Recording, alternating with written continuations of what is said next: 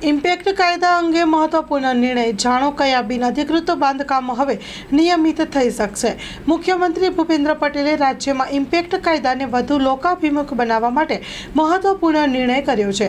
ગુજરાત અનધિકૃત વિકાસને નિયમિત કરવા માટે અધિનિયમ 2022ને વ્યાપક પ્રતિસાદ મળે અને વધુમાં વધુ લોકોએ અધિનિયમનો લાભ મેળવી શકે તેવા જનહિતકારી અભિગમથી મુખ્યમંત્રીએ નિર્ણય લીધો છે। આ નિર્ણય પ્રમાણે હવે ગામતળ વિસ્તારમાં બિનરેણાક બિનઅધિકૃત બાંધકામના વપરાશકર્તા લોકોને 4.5 FSI સુધીના બિનઅધિકૃત બાંધકામો નિયમિત થઈ શકશે।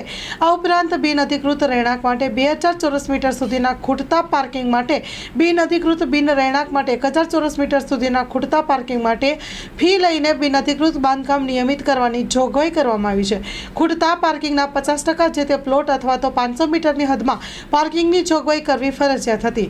બાકીના 50% ખૂટતા પાર્કિંગ માટે ગુજરાત અનધિકૃત વિકાસને નિયમિત કરવા માટે 2022ના જાહેરનામામાંથી પાર્કિંગ નિયમિત કરવા માટે નક્કી કરાયેલી ફી વસૂલ લઈને બિનઅધિકૃત બાંધકામ નિયમિત કરવાની પ્રવર્તમાન જોગવાઈ છે।